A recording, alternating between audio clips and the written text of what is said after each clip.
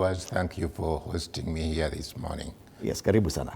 And perhaps one of the questions many people are asking is that why do we have a consulate of the Republic of Uganda in Mombasa? We do understand there's a High Commission in Nairobi as well. And what specific needs is a consulate in Mombasa meant to address? Our Consulate General in Mombasa was opened in the financial year 2015-2016, and the main reason was to take care of our strategic interests at the Port of Mombasa. Okay. You know, the Port of Mombasa is the gateway for our majority of our imports and exports.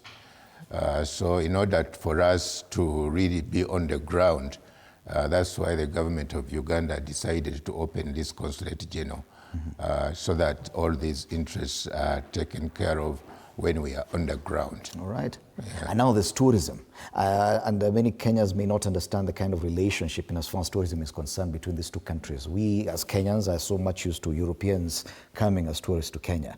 Tell us more about the kind of relationship in as far as tourism is concerned. In July this year, towards the end of July, President Yoweri Museveni, the President of the Republic of Uganda, visited his Kenyan counterpart on a working visit. And during that visit, a number of memoranda of understanding were signed between the two countries. And one of the MOUs was on cooperation in tourism. This MOU covers areas of training, capacity building, regulation, joint promotion. All these areas are areas that are covered within that MOU. But also to note that even before the MOU was signed, we have already been cooperating, especially between Uganda and the Kenya coast. The Consulate General that we've just been talking about takes care of all the 6 coastal counties. That is Mombasa, Kwale, Kilifi, Taita Taveta, Lamu, Tana River.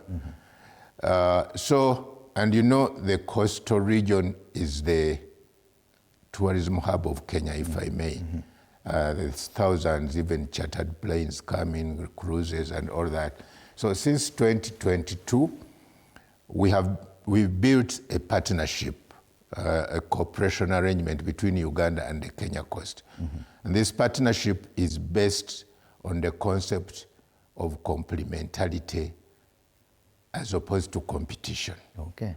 And this complementarity, we founded it on the concept that whereas the Kenya coast has the beautiful beaches, we in Uganda have completely different products that are not at the Kenya coast.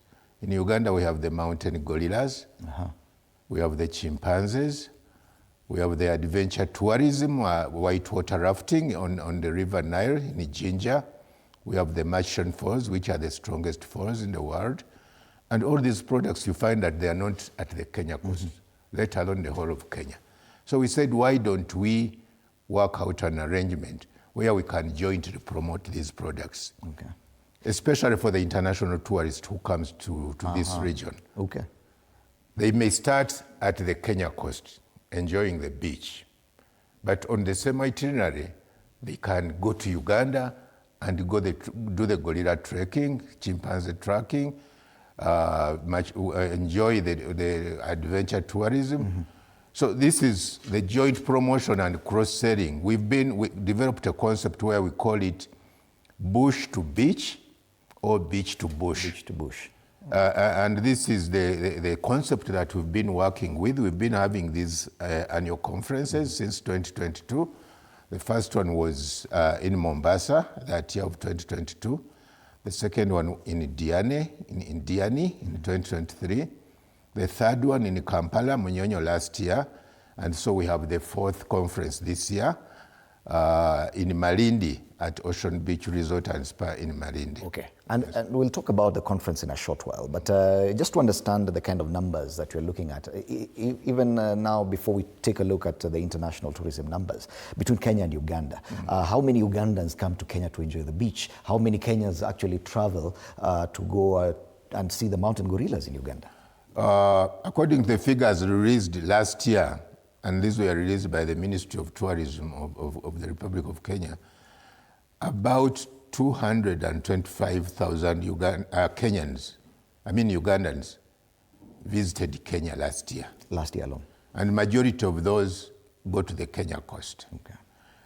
And for these figures, Uganda is the second biggest source market of tourists to Kenya after the USA. And for Uganda, Kenya is the #1 source market. And last year, over 460,000 Kenyans visited Uganda. So these are the numbers that we are talking about. And so this already forms a very strong basis for cooperation because we don't. And by the way, what makes it even more important for us to promote this cooperation, and COVID taught us a big lesson, that over-reliance on international markets for tourism is not the best solution. But between us and Kenya, for example, I can wake up this morning, I don't need to go and apply for a visa anywhere. In order for a Kenyan, to go to Uganda. Yes. You don't need a visa. You don't even need a passport. You can travel to Uganda using your national ID. My national ID is enough for me to cross the border. Exactly. You don't even need to fly. You know, air travel is still quite expensive and out of reach for most of our people. But you can just board a bus from Nairobi here, and within 8-10 hours, you'll be in Kampala. So this makes it very important for us to promote regional tourism. And that was my question, because now that we're living under this umbrella of the East African community, how much has that facilitated this level of tourism? Was it the same? Were we looking at the same numbers or magnitude of the kind of visitors crossing the border? Or has the EAC really contributed positively towards it? Yes, the EAC, especially, there was what we call the Northern Corridor Integration Projects. And this was by 3 countries, what they called the Coalition of the Willing. Uganda, Kenya, and Rwanda. They started the Northern Corridor Integration Projects. And under these projects, there were quite a number of initiatives that were led by the presidents of the 3 countries. And one of them was the East African Single Tourist Visa. Okay. It's so that a foreign and international tourist would get one visa, and that one visa would enable them to visit Uganda, Kenya, and Rwanda. But also within the 3 countries, that's when they came up with the East African Interstate Pass. And that's what facilitated travel using national IDs. The Interstate Pass, you just go to the immigration points, and then they will give you this Interstate Pass. That's where they will stamp your entry and exit. And this has quite facilitated travel a lot, because many of our people don't even have these passports, but they have these. So this has eased travel within this region, especially, as I've said, amongst those 3 members of the East African countries, which are members of the Northern Corridor Integration Program. How would you say the awareness levels are among the nationals of Kenya and Uganda in as far as the availability of these opportunities to travel across the border simply for tourism? Do Kenyans know that these opportunities do exist, and yes, how easy it is? A lot of them know, but of course we still continue with facilitation. And as I talk now, I'm doing part of that sensitization, informing people that they really don't need a passport to travel to Uganda, or for a Ugandan to travel to Kenya. But by and large, a lot of them are aware of these opportunities to travel. That's why you see the numbers growing. Because around 2021, the numbers, for example, of Ugandans coming to Kenya stood at around 130. And now you can see that they're almost doubling. And for Kenyans, I think it was around 250. So you can see the numbers growing. And these are not just travels to visit relatives or whatever. For example, according to the figures released last year, the growth the percentage growth of Kenyans traveling to Uganda for leisure was over 100% growth. So you can see that people are deliberately traveling for tourism, for leisure. All right. Yes. Take you back to the MOU that President Yoweri Museveni signed with his counterpart, President William Ruto, in July this year. And what are some of the specific areas of facilitation that they are working together towards ensuring that the numbers continue rising? As I said, one of the areas is joint training, coordinated training, but also joint promotion. And that's why I said that this forum which we have under the Uganda-Kenya Coast Tourism Conferences is one of the areas of joint promotion. And joint promotion, creating awareness about the products we have, these are the areas, so that more and more people get to know about the opportunities in each other's countries. Training to ensure that, for example, when a tourist comes to Kenya and they also go to Uganda, the level of services provided is the same. The accommodation facilities, the quality of service provided by the transporters, by the tour operators, by the hoteliers, that the standards are harmonized and are the same. Indeed, these are some of the provisions of that MOU, and which we are actively working on to implement. Right. We've had issues, especially from the Kenyan end, where Kenyan tour operators find trouble, probably at the borders of our neighboring countries, that you're told, okay, fine, you can only bring your guests up to this point. Then it is our tour operators to take it up from there. Do we have similar challenges? That doesn't exist between Uganda and Kenya. I know it exists with some other countries, but not with Uganda, between Uganda and Kenya.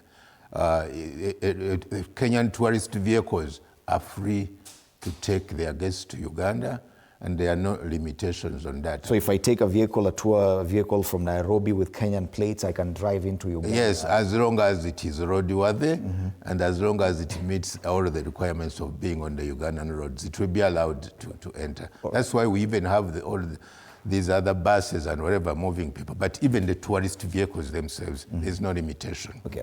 If we may consider now the transport infrastructure that we have to actually facilitate this kind of travel across borders. Of course, there's a potential with the SGR that the Uganda is already embarking on, and the potential that we may push our own SGR towards the border in Uganda. How much do you think that will change the game? Actually, it will be a game changer. Because as I said earlier, air travel, which is the easiest means of getting, the fastest of getting from point A to B, is still way out of reach for majority of our people. But with the SGR, that will make it much easier for travel between these two countries, and it will also be more affordable. Already, a lot of Ugandans, when they are going to the coast, they will, for example, those who travel by road, they will travel by road up to Nairobi. And then from Nairobi, they will take the SGR. So when the SGR of Kenya is moved up to the border, and then Uganda also does its part, and as you may be aware, Uganda is actually actively, the construction of the SGR is also starting very soon. So it will make it much more easier. The numbers will go very, very, very high, because indeed, infrastructure and easing of travel will contribute a lot to the growth of tourism between our countries. You talked about air travel, and probably many Kenyans or even Ugandans may not be aware about direct flights from probably the airports in Uganda and to Kenya. If at all I'm in Kampala and I need to go to Mombasa by air.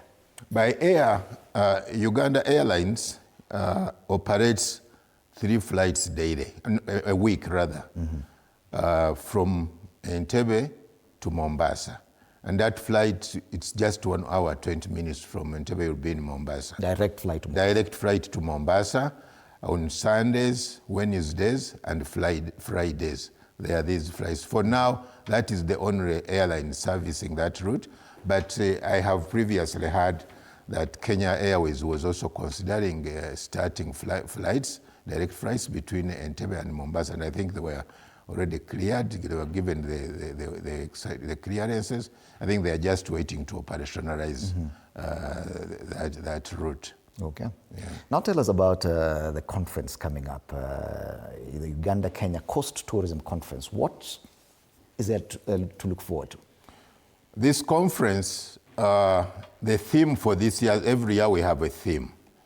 The theme for this year's conference is leveraging youth, technology, and innovation for inclusive tourism. I saw you were hosting here some young people. Yes, yes. Just before I came in. And you know, young people, the youth, they play a big role, both as travelers, they travel a lot, but also as service providers in the tourism value chain. So we want to focus this year on these young people. What role, you know, they have a lot of innovations. They are tech savvy. They are almost always on these gadgets.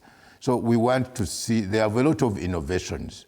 There are a lot of young people that have come up with the apps that are relevant to tourism, that can help in tourism promotion. So we want to see how can we, in one room, we have these young people, we have the policy makers, we have the practitioners, the tour operators, the travel agents, and the hoteliers. So we want to have a conversation. How can we use technology to promote tourism, to grow the numbers? And we want to see how can young people, you know, today's traveler, when they are traveling, they are already sharing their experiences. And this helps a lot in promotion. So how can we, for example, use these young people to create more awareness about tourism? Because they are, as I said, they are tech savvy and they are content creators. How can we tell them that instead of creating content that may not be so beneficial for the economic development, how about if young people started to create content about the tourism products, for example, in Kenya? Okay. All right. And about the Nairobi park, for example, National Game Park, and they begin sharing this content on TikTok, on all these digital platforms. So we want to see how can we use technology to promote tourism. So this is the conversation that we are going to be having during the conference. So, Ambassador, are you saying that we should expect a lot of youth? Because according to the theme, the youth are key in this discussion this year. Should we expect a lot of young Ugandan youth and Kenyan youth at the conference? Yes, and we are encouraging a lot of them to register. I'm going to tell you the registration portal here. We really encourage young people because they are already very active. For example, here in Kenya, you have an association whose bigger numbers of tour operators are young people, the Tourism Society of Kenya. Majority of them are young people in that association. And they're already very active. So we encourage them to join this conversation so that we see how to grow. They are already, as I said, they have a lot of apps. And we had the media launches in August, both in Malindi and in Kampala. And we gave opportunity to some of these young youth innovators to share with us their innovations, which are changing the tourism sector. So really, we want young people to register. The registration is taking place. The registration portal is the tourismconference.org. The tourism conference has one word, .org. And we are encouraging everybody, but particularly the youth, to register and be part of this conversation where we're going to discuss digital branding and marketing and all these other aspects. So any young Ugandan or Kenyan man or woman who feels they have something to offer, they simply log on to the tourismconference.org and they'll be directed on how to register. Yes, but we also encourage them to be, especially if they are already tour operators, they should be operating legally. Okay. As tour operators, we don't want to create space for people who are operating illegally, and we begin giving them a platform. But for them, some of them who are just innovators, young innovators, they don't have to belong to an association, but they should be relevant to the tourism sector. Now that you have had this conference for 3 years now, this is the 4th one you said, what shape does the event take? Is it just an auditorium where people come and speakers just talk and address people, or what else should one expect once they attend the conference? There is a lot of networking, building networks, partnerships. Of course, we have, and I've been saying this, it's a conference, but it's not a talk show. Really, when we are in these conferences, we also have B2B, B2G engagements. And people come up with partnerships, working arrangements on how they are going to be operating. With these days, we see many Ugandan and Kenyan tour operators who work together, do joint promotions and cost selling. So much so that when a Kenyan tour operator is sending a tourist, be it Kenyan or international, to Uganda and vice versa, they don't need to worry about the ground handling. Because in the past, some of them would just go to the internet and say, oh, there's this tour operator in Uganda. And some of them would be briefcase companies. But these days, because they have met, they have discussed, they know each other. So that trust is part of what we build during these conferences, these very strong networks and partnerships. But also, we have an exhibition also, where those that have hotels, tour operators, the innovators I've talked about, where they will also be showcasing their products. But also as part of these conferences, we also organize what we call familiarization trips, farm trips. These farm trips, we bring Ugandans to the Kenya coast. Either before or after the conference, and we take them around to see the products firsthand. We also take Kenyans to Uganda. We take them for gorilla trekking, we take them to chimpanzee trekking, we take them to Jinja to experience the whitewater rafting, we've taken them to Machine Falls, we've shown them another very popular product in Kampala. It's called the Kampala nightlife. I don't know if you're aware Kampala that nightlife. Kampala I've heard about it, but it's the capital city of nightlife in this region. So if you want to benchmark on nightlife, please go to Kampala. So they have experienced all these products. And this means that when they have experienced them, they are able to sell them from a point of knowledge and experience. And we avoid what we call Google operators.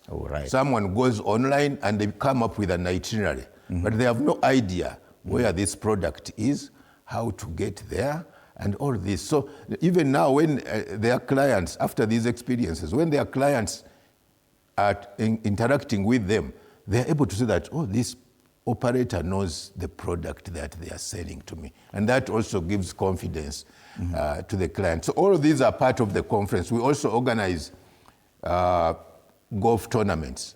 We have a golf tournament on 25th October at Vipingo Ridge, and this is the 3rd tournament. The first 2 happened last year, one again at Vipingo Ridge in April last year, the second one in Kampala in November last year. So we have the 3rd tournament this year in Vipingo Ridge. The dates for the conference? The dates for the conference are 27th to 28th of October at Ocean Beach Resort and Spa in Malindi, in Ifi County. And we are working very closely with all the stakeholders at the Kenya coast and even the national associations. A final word, Ambassador? Just probably to invite people one more time to the conference. Really to call, this is a call to action, really inviting all tourism stakeholders, both in Uganda and Kenya, and even beyond. We don't limit it only to Uganda and Kenya. But the tour operators, the travel agents, the hoteliers, content creators, innovators, all stakeholders, even public, the government officials, training institutions, the universities, the likes of Kenya Utalii College, All these are invited, and we have reached out, and we are still reaching out to all of them. We want them to be in Malindi on 27th and 28th, to be part of this important conversation on how we can use technology and innovation, but also to continue building and strengthening and consolidating all these partnerships that have been built over the years. And once again, the registration portal is the tourismconference.org. All right. Ambassador Paul Mukumbia, who's the Consul General, Consulate of the Republic of Uganda in Mombasa. Thank you so much. And yes, so many opportunities at the Uganda-Kenya Tourism Conference 2025, which will be taking place in Malindi on the 27th and 28th of this month. Thank you so much for your time. Thank you so much for hosting me. And yes, once again, the tourismconference.org is a place to go if you want to register and attend this conference. All right. It is a Feel Good Friday right here on Morning Cafe. DJ Kicks will be back after the break with a lot of music.